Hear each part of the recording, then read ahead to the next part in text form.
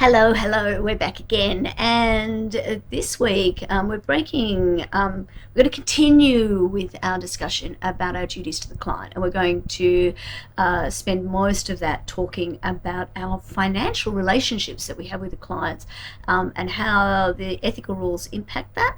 And we'll talk a little bit about some of the technologies in passing as we go. And then in the other part of this week, I'll be talking about the duties that we have to other practitioners. So it's quite a busy week. It's quite a lot of reading, which is kind of par for the course with all of your subjects, I'm sure. So before we get stuck into costs generally, there are just a couple of things that I want to say about the retainer or the costs agreement, because we'll be spending a lot of time talking about them. So I want to be really clear on what it is. So to start with, a retainer is just a fancy word for contract.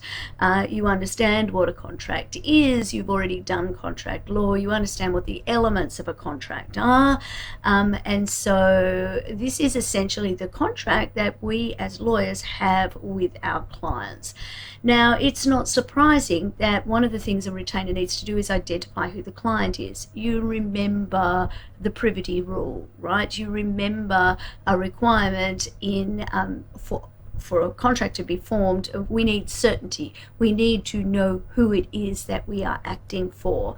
Now, clearly, knowing who we act for is a really fundamentally important part of meeting our ethical duties as well, because before we can accept a client, we need to be able to check whether or not we have any kind of conflict of interest, or whether there is any particular requirement to separate out people who are acting on a matter in relation to this client from information that might be held by the firm in relation to a previous client, for example. So clearly we need to know who the parties are, but not just from a contract point of view, from an ethical point of view as well. A retainer will also describe the services that we will provide. Now, again, this is quite natural in a contract. What a contract needs to have is certainty, and really what a contract does is sets out what each of the parties will do. And in most cases, your standard contract is a bilateral agreement, effectively, where one party agrees to do something, pay, and the other agrees to offer services. In this particular case, they'd be legal services in relation to a particular matter. But for the reasons that we will explore in the next video in some detail, it's going to be very important that the scope of the services to be provided and the amounts that need to be paid are documented very, very clearly.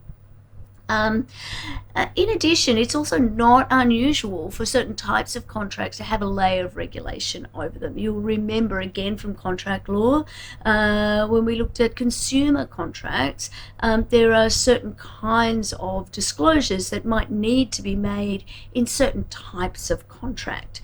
So, for example, door-to-door sales contracts need to have a cooling off period, and that's a requirement essentially to protect consumers.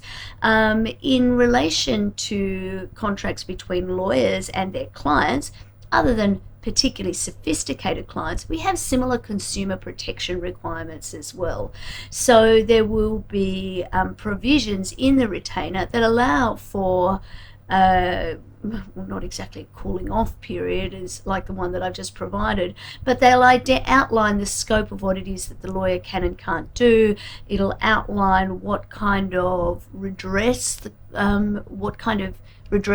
client has if there's a dispute, who the client can go to ask questions, those kinds of things. So we'll deal with that in more detail, but it's important to understand that the contract that you have with your client, there will be a statutory overlay that requires the inclusion of certain types of information in it, and particularly in relation to certain types of clients. And clearly it will also require something that deals with the kinds of costs. So the slides you can see here basically highlight some of those key terms. I'm not going to go through it in any detail, and in fact some of the feedback that I got from you at that halfway point is that you'd appreciate a little bit more text on the slides. although you don't want me to read the slides. And so how I'm going to balance that is I'm going to have a few more slides in the pack that have the detail, put in the sections, those kind of things. But I'm just going to tell you that they're there in the recording of the lecture and scoot over them, because I'm also getting some feedback that some of my lectures are too long, possibly because I sideline and talk about things like that along the way. So let's ask ourselves now, when it comes to a retainer, do we actually have to accept every client who walks in the door? There are a couple of different issues here. And firstly, I want to point out that barristers and solicitors, there are very different rules, although in practice, I'm not sure that they actually have the most significant differences. Difficulties arise as a matter of practice when lawyers don't manage client engagement properly from the very beginning.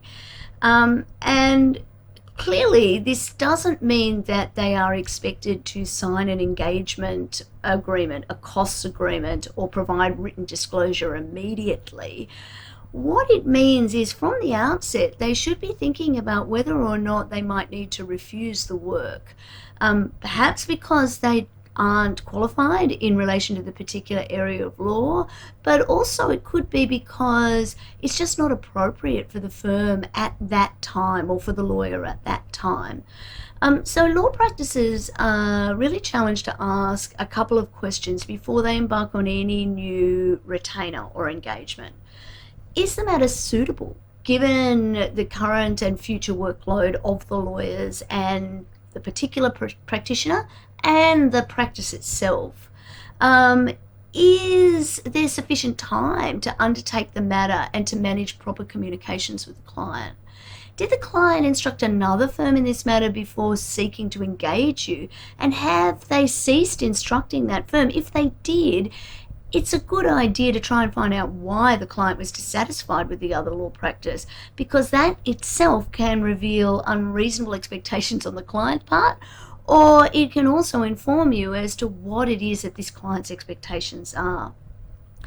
Also, often clients really don't understand the amount of time that they may have to devote to the matter themselves. They may not really be committed to the task themselves. So it's important to understand whether the client is aware of what it is that they're going to need to do, what kind of information they're going to need to gather, what's actually expected of them if they have to present in court, for example. It's really relevant to determine whether the law practice and the practitioners in particular have the technical expertise and resources to undertake this kind of matter. They need to think about whether the matter or the client pose any risk to the practice. Would accepting the instructions give rise to a conflict of interest, for example? We've spent such a lot of time in the last couple of weeks talking about that. Can the law practice actually meet this client's objectives, meet their expectations? And is the client clear on what those expectations are, what those objectives are? Often, the disputes that arise between lawyers and their clients really come down to different understandings of what is legal work and what is commercial work, for example. What else do I have on my little note list here that we need to think about?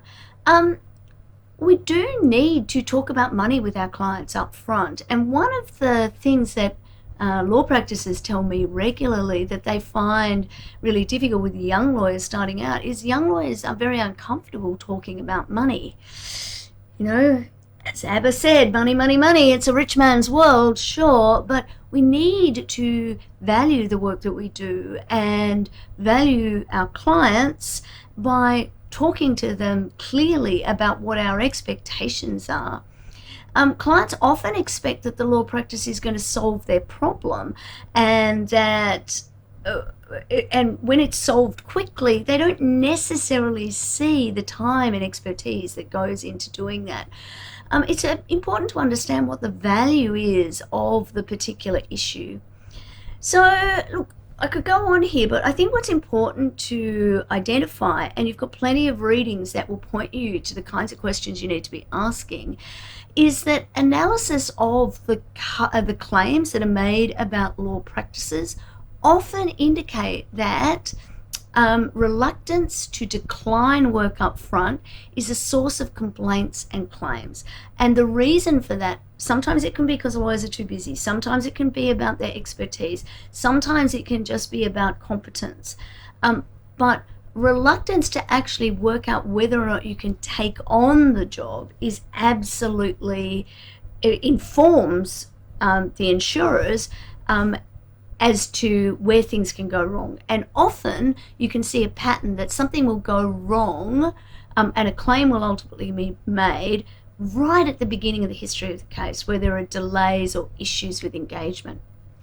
The other part of the question about whether or not you can reject a client is those questions of when there might be an unpopular client. So what do you do when you find the very idea of acting for a client repugnant? Some of you might recognize the pictures that I have on the slide. One of Australia's most notorious, well, two of Australia's most notorious, I'm going to call them serial killers, Ivan Milat and Martin Bryant. Now, as a matter of law and legal ethics, both these people are, I think all of us would agree, deserving of good representation. But the question arises, well, what happens if you just don't want to act for them? Now, the rules for barristers and solicitors are quite different. So a solicitor can reject the client for any reason, ultimately. And the problem that I've just been talking about is solicitors who are not rejecting clients when they probably should, because they're overworked or they don't have the expertise. In relation to barristers, we have what is called the cab rank rule. Now, I think actually remembering that actually we all use rideshare programs now as opposed to old-fashioned taxis, I guess. But some of you will remember, if there is a rank of cabs, say at the airport or something like that, you can't just, the first cab at the rank can't just look at the passenger and decide, no, I don't want them, they're not going far enough, or they don't look like they'll be good conversationalists.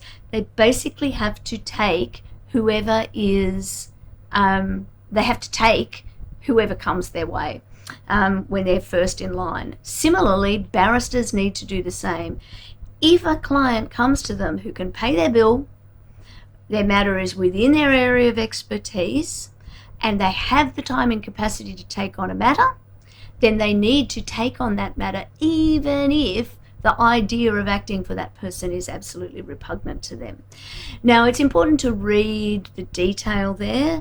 Often it's a question of having available time. Often it is a question of expertise. Barristers' expertise may broaden and narrow from time to time. But it is a clear ethical rule, and the rule is in place for the very purpose of ensuring that no matter how heinous it appears that somebody is, that they get the best legal representation. The other question that I wanted to just start off with in this this really, hopefully very quick intro is I want you to think about why it's necessary to identify who your clients are beyond just the privity question. Partly it's about the duties that we owe them, but also there are corresponding duties that come out of a range of different legislation that mean that we need to be able to know when we're dealing with somebody who is a business, whether or not we need to actually understand who they are from a counterterrorism financing and anti-money laundering perspective. In other words, we need to, as businesses, comply with a whole lot of rules that require us to identify who our clients are. And so you'll find that we often refer to them as the onboarding processes that law firms have, are really quite fundamental as we work out who the client is, whether we can accept funds from them into our trust accounts, what that actually means for our conflicts of interest and setting up information barriers. All of that part of the process is really important. So it is a really usual part of onboarding a client that we do our due diligence on that client, that we understand who they are, that we make sure that the people we are dealing with are authorised to give us instructions, and ultimately to ensure that our bills are paid. So here's another slide I don't expect to spend very much time on, other than to just point out that we love all our clients the same by treating them differently. That part of exercising our duties to our client faithfully requires us to make realistic assessments of who they are and what services they need and what levels of explanation that they need. Now, some of this is baked into the rules, as we will address as we move forward, specifically the level of disclosure that you require to give to an individual, say in a family law matter, will be significantly different to the kind of disclosure that you would be required to give to the corporate counsel of a listed company. And that's because there's this information asymmetry. When you have a relationship, a commercial relationship with somebody who knows very little about what it is that you need to do in order to solve their legal problem. I keep coming back to this. Our clients very rarely have legal problems. They have problems, commercial problems, family problems, problems that have a legal component to them, and our job is to sort that out. But they often don't understand where the problem overlaps with the law. They don't understand why the law operates the way that it does, and they don't understand why it is that we charge so much, and they're frightened about the charges that we make. So we need to be able to deal with that. So the different kind of disclosures, different kinds of relationship depend on the kind of client that we're dealing with. Now, there's some information that I think you'll find really handy and a bit of a case study on the canvas about dealing in particular with clients that have a disability. I'm not going to spend any time with that, but I think that it is really important that you read that material that's on canvas. I also just want to remind you that all of the next videos are going to sit within this framework of the fiduciary duties that we owe our clients. Having a fiduciary duty demands a level of propriety that exceeds the tortious standard of care, and usually also the standards that are imposed by contracts. So it's common to speak of fiduciary relationships, and the relationship is between two people, but that is the relationship that attracts and defines the scope of the duties that are owed by one of those people to the other. Fiduciary duties are imposed when the nature of the relationship justifies the imposition of that high standard. The expression fiduciary relationship is kind of misleading when you think about it, because not all legal duties that are owed by a fiduciary are necessarily fiduciary duties as such. So a focus on fiduciary duties avoids perpetuating that incorrect impression that a fiduciary status infuses every aspect of the parties' relationship. So let's talk about the duties as fiduciary duties as opposed to the fiduciary relationship. So what this means at equity, at the fiduciary level, is that we must not, as lawyers, other than with the informed consent of our client, place ourselves in a position where there might be a conflict between our duty as a fiduciary and our own interests, or those of a third party that we're related to in some way. And we must not profit from the fiduciary relationship. Our duty of loyalty is at the center of that. The duty of loyalty is the central fiduciary duty, and it requires undivided loyalty to our clients. And so, to quote Justice Binney from the Queen and Neil 2002 decision, without being distracted by other interests, including our personal interests. So having a fiduciary duty demands a level of propriety exceeding the tortious standard of care, as I said earlier, and also usually exceeds our contractual duties. So I think it's important to frame everything that I'm going to say in the next video about our contractual retainer relationship with that idea that a fiduciary duty is higher again. So again, just to reinforce that, another quote again from Tyrrell and the Bank of London: there is no relation known to society of the duties of which it is more incumbent upon a court of justice strictly to require faithful and honourable observance than the relation between solicitor and client. That's a fancy way of saying the courts will strictly enforce the fiduciary duties.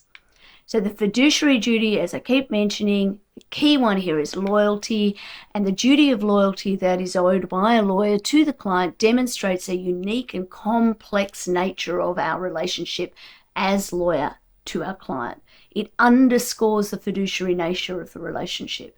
It encompasses a duty to act in good faith, a duty of confidentiality, and a duty to avoid conflicts with the interests of the client. It also requires that in all dealings with the client, we act honestly and with diligence. So again, Lamb, Literature and Lamb, chapter 15, that quote is taken from there and is a really good starting point for understanding that fiduciary duty. In the next video, I'm going to talk about costs agreement and cost disclosure. So I look forward to seeing you there. Cheers.